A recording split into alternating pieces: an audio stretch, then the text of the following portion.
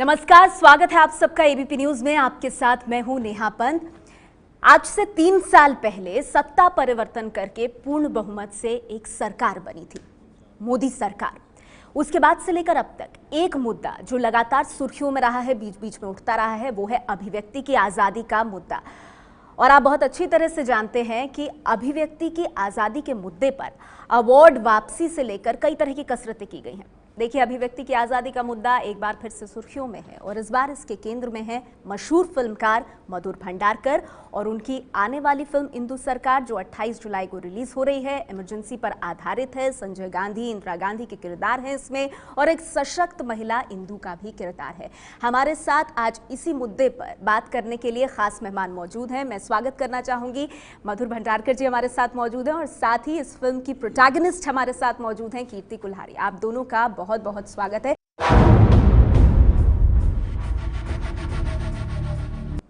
इंदु सरकार की टीम हमारे साथ लाइव इस वक्त मौजूद है।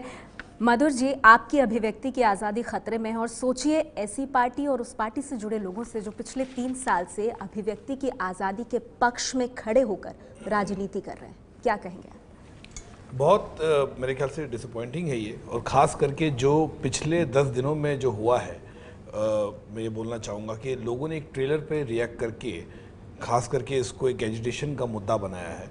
और पहले ये शुरू हुआ इलाहाबाद से, किसी ने कहा कि हम आपको 1 लाख रुपए देंगे, मधुर का मुंह काला कीजिए। उसके बाद लखनऊ में कुछ इन्होंने पुतले जलाए।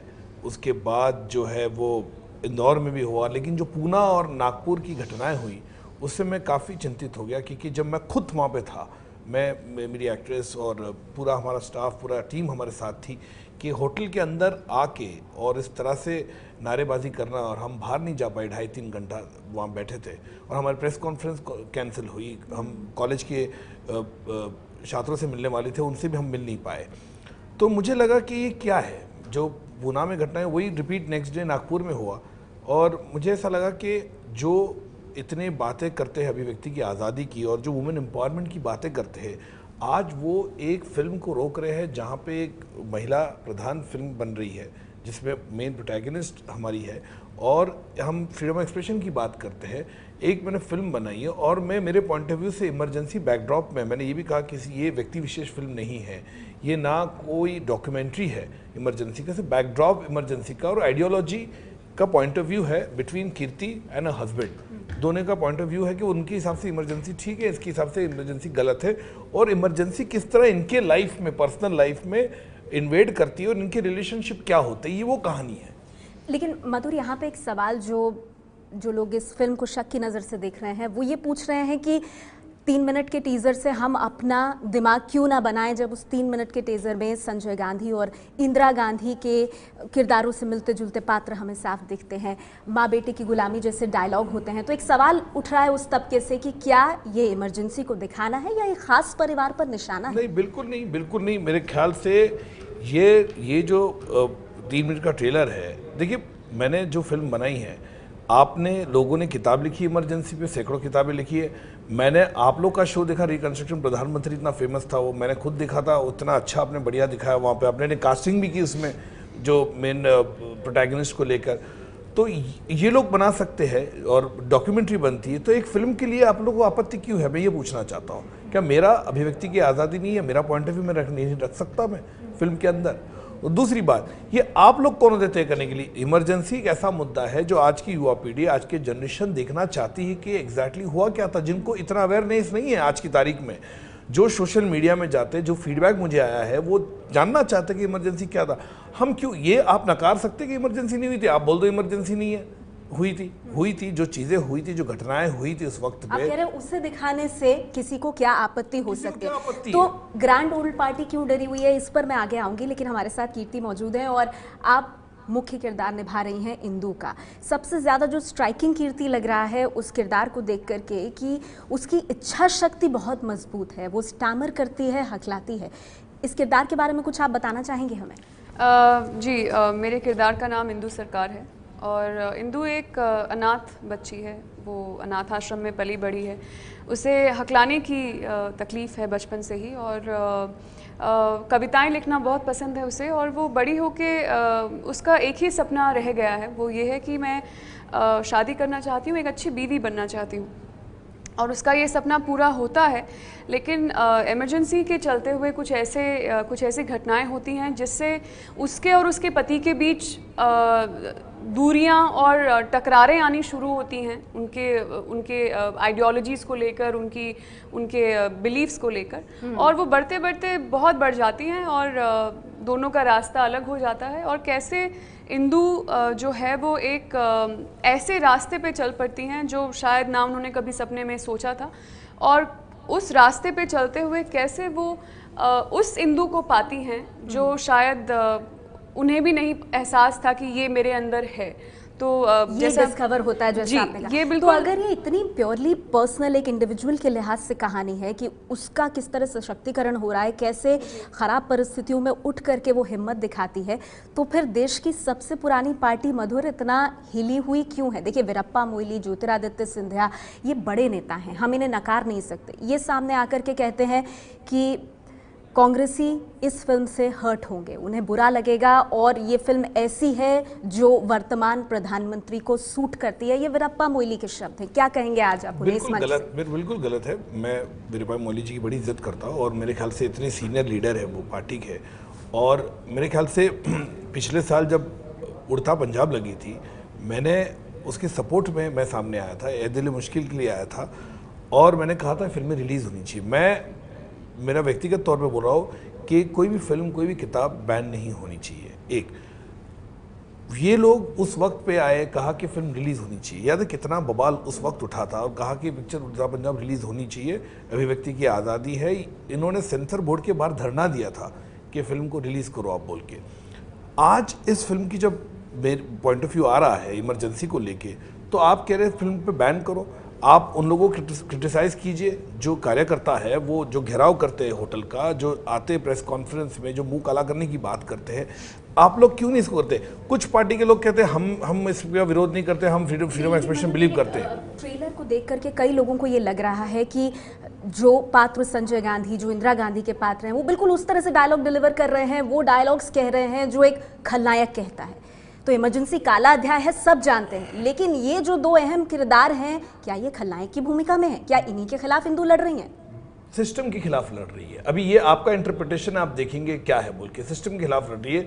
और मैं ये बताता हूँ, जैसे मैंने कहा इंस्पायर्ड बाय थ्रू इवेंट, जैसे अपने ट्रेलर में भी देखा, तो मैं आपके माध्यम से कहना चाहता हूँ कि लोग, हिंदुस्तान का हर व्यक्ति इस फिल्म को देखे, और उसके बाद निर्णय लेके मधुर भंडारकर ने पॉलिटिकली ये फिल्म बनाई है या एक फिल्म मेकर की हैसियत से फिल्म बनाई है। मेरा हमेशा चयन रहा है कि जिस तरह की फिल्में मैं बनाता हूँ, हमेशा समाज के कहीं अलग अलग मुद्दे को अलग अलग भिन्न भिन्न तरीके से मैं दिखाता हूँ। आप ये कह रहे हैं कि जैसे अगर हम पेज 3 की बात करें, हम फैशन हीरोइन की बात करें, हाँ, चमकता दमकता एक चेहरा, लेकिन उसके पीछे की काली सच्चाई। तो क्या यहाँ पे भी चमकता दमकता गांधी परिवार और उसके पीछे का एक काला अध्याय इमरजेंसी? देखिए, मैं ये नहीं कहना चाहूँगा, लेकिन कुछ चीज़ें जो घटनाएं हुई थी, जैसे हम कहते हैं, जैसे तुर्कमान गेट की बात करें, या स्टेरिलाइजेशन की बात करें, नसबंदी की बात करें, या मीसा कानून की हम बात करें, कई ऐसी चीज़ें हैं। और मैंने जो चीज़ें दिखाई है या मैंने उसका ये रखा है उसमें, तो ये जो है पब्लिक डोमेन में है। देखिए, मैंने कोई ऐसी बैन बुक पे फिल्म नहीं बनाई है, और मैंने यही कहा कि इसका बैकड्रॉप की नज़र से देखिए।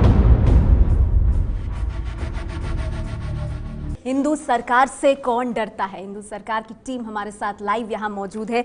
कीर्ति, मैं आपसे जानना चाहूँगी, ये जो एक सीन है कि कब तक माँ बेटे की गुलामी करते रहोगे, जो आप पुलिस वाले को कहते हैं, इसके बारे में ज़रा बताना चाहेंगी? बहुत स्ट्राइकिंग है ये अपने आप में। जी, हिंदू सरकार की जर्नी में, फिल्म में एक ऐसा टाइम आता है जब वो एक अंडरग्राउंड मूवमेंट ज्वाइन करती है सिस्टम के खिलाफ, और उस वक्त जब उसकी गिरफ्तारी होती है तो जेल में उसके साथ जो भी सवाल जवाब होता है, उसमें ये कहती है, ये सीन सामने आता है। अच्छा मधुर, आपने अब ये फिल्म बनाई है, कीर्ति ने इसमें काम किया है। इंदिरा गांधी बहुत कद्दावर प्रधानमंत्री रही हैं। इस फिल्म को बनाने के बाद इंदिरा गांधी और पीएम मोदी के बीच में आप क्या समानताएं देखते हैं? नहीं, मेरे ख्याल से ये फिल्म को राजनीति से जोड़ना बिल्कुल गलत है, और ये कंपैरिजन ही गलत है मेरे ख्याल से। और मैं जैसे पॉलिटिकली इस पे कमेंट नहीं करना चाहूँगा, क्योंकि मैंने कहा, आप फिल्म जो मेरे पिक्चर की मतलब कोई प्रोटैगनिस्ट है, समानता नहीं है। नहीं काल्पनिक है। देखिए मैं इसमें बोलना नहीं चाहूँगा, ये बहुत ही अलग विषय है, क्योंकि मैं एज अ फिल्म मेकर यहाँ पे हूँ, एज अ पॉलिटिशियन नहीं हूँ। लेकिन फिल्म तो पॉलिटिकल ही बनाई है आपने। पॉलिटिकल इन नेचर देखिए है, आपकी कैरेक्टर इंदू पॉलिटिकल। जोखिम लेती है, अगर ऐसी फिल्म बनाई है तो डिफेंड क्यों कर रहे देखिए हैं? पॉलिटिकली इन नेचर है, जैसे मैंने कहा बैकड्रॉप पॉलिटिकली हो सकता है, लेकिन ये व्यक्ति पे नहीं है किसी कि, ना कोई डॉक्यूमेंट्री है कि इमरजेंसी का हम ब्लो टू ब्लो अकाउंट दे रहे बोल के। मैंने बोला कुछ इसके सारांश है इसमें, वो आपको देखने मिलेंगे। अच्छा, एक सवाल और है कि क्या कांग्रेस पार्टी की तरफ से फिल्म बनाने के दौरान या उससे पहले कोई बातचीत हुई हो नेहरू गांधी परिवार से नहीं, इजाजत बिल्कुल नहीं। लेना? देखिए ऐसा बिल्कुल बातचीत नहीं। मैं आपको एक बात बता दूंगा, क्योंकि देखिए मेरी जो फिल्में होती है वो हर कोई पार्टी के लोग देखते हैं। मेरे कांग्रेस में बड़े अच्छे दोस्त हैं, बड़े अच्छे मित्र हैं, जिनके साथ मेरी बातचीत लगातार चलती है, या इस तरह के खास करके। लेकिन अभी पिछले 10 दिन से काफ़ी कम हो गई है, क्योंकि जैसे जब मैं फिल्म बना, देखिए मैं आपको बता दूं कि मैंने कहीं अलग अलग टप्पे पे इसको प्री सेंसर किया था पिक्चर को, इन टर्म्स ऑफ पहले लिखना, उसके बाद शूटिंग पे, एडिटिंग पे, डबिंग पे। तो क्योंकि मेरे दोस्त लोग हैं, उन्होंने कहा चेंज कर दे, थोड़ा सा ये कर दे, ट्वीक कर दे, या थोड़ा सा इसको मॉडरेट कर दे। तो मैंने पूरी कोशिश वही की है कि किसी को ऐसा हर्ट ना हो या किसी को ऐसा ये नहीं लगे बोल के। लेकिन मेरे ख्याल से जैसे मैंने कहा कि मैं कांग्रेस के 50 इवेंट में जा चुका हूँ, हर किसी, देखिए फिल्म नहीं, लेकिन कांग्रेस बहुत नाराज है। देखिए उनकी तरफ से सीधा सवाल पूछा जा रहा है कि इंदू सरकार के समर्थन में आज जो लोग खड़े हैं, क्या वो गुजरात दंगों को लेकर बनी अगर कोई फिल्म बनती है और उसमें ये कांग्रेस कह रही है कि प्रधानमंत्री मोदी की कथित भूमिका पर चर्चा होती है, क्या ऐसी फिल्म का भी समर्थन करेंगे? क्या मधुर भंडारकर करेंगे? नहीं, क्या फरजानिया और फिराक जैसी फिल्में नहीं बनी गुजरात के देंगे बैकड्रॉप पे? अब मुझे बताइए, क्या आप उन्होंने सवाल पूछे ये फिल्म स्पॉन्सर्ड है? उस वक्त क्यों नहीं पूछा? जब लोग किताबें लिखे हैं गुजरात पे, तो उन पे आपने पूछा ये प्रायोजित है, किसी ने इसको स्पॉन्सर किया है बोल के? आप उसको नहीं पूछोगे, आपने उनको नहीं पूछा, फिल्म मेकर्स को जिन्होंने इस गुजरात की दंगे के बैकड्रॉप पे फिल्म बनाई है। आप मुझसे पूछ रहे कि ये फिल्म प्रायोजित है बोल के। क्या राजनीतिक किरदारों के इसमें असली नाम है? नहीं, वो नहीं, आप देख लेना, पिक्चर देख ली, हमने एक डिस्क्लेमर भी डाला है। नाराजगी है कांग्रेस पार्टी से? देखिए मुझे, देखिए मैंने अच्छे रिश्ते हैं, लेकिन जब ये बवाल उठा है पिछले 8 दिनों में, जो जैसे कार्यकर्ता आके, देखिए कुछ कांग्रेस के लोगों ने, नेता ने, मैंने देखा, उन्होंने कहा कि हम अभिव्यक्ति की आज़ादी अलाउ करते हैं और हम चाहेंगे पिक्चर रिलीज होए, हमें कोई लेना देना नहीं है, जो फिल्म बनाना चाहता है वो बना दीजिए, उसको फ्रीडम ऑफ एक्सप्रेशन है। फिर आप ये बात जो है नीचे कार्यकर्ताओं को बोलिए, जो वर्कर्स को बोलिए कि भाई आप जाके बाधा ना डाले किसी प्रेस कॉन्फ्रेंस में। और ऐसा हो क्यों नहीं रहा, ये आपका सवाल है। कीर्ति, जाते जाते एक संदेश बहुत संक्षेप में जो आप इंदू सरकार के दर्शकों को देना चाहेंगी, क्योंकि बहुत पॉलिटिकल इसके आगे पीछे विवाद हो गया है, इससे हटकर आज का युवा क्यों देखने जाए? क्योंकि फिल्म इमरजेंसी के दौर के बारे में बात करती है, जो मेरे ख्याल से सबसे ज़रूरी आज के यूथ के लिए है। वो नहीं जानते हैं इसके बारे में, मैं नहीं जानती थी फिल्म करने से पहले।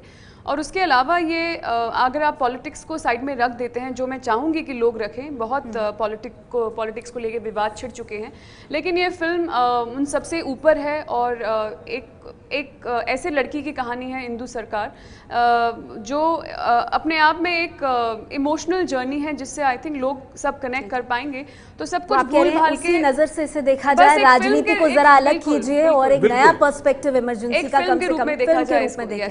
हमारी शुभकामनाएं, और हम ये मानते हैं एबीपी न्यूज पर कि किसी भी फिल्मकार को पूरी आजादी होनी चाहिए अपनी बात कहने की। सभ्य समाज में है, लोग अपनी तरह से देखें और अपना फैसला ले उस पर। बहुत बहुत शुक्रिया मधुर और कीर्ति, आप दोनों का यहाँ आने के लिए। इंदू सरकार के लिए बहुत बहुत शुभकामनाएं आप दोनों को। 28 जुलाई को इंदू सरकार रिलीज हो रही है, अपने नियरेस्ट सिनेमा हॉल में जाके ये फिल्म जरूर देखें।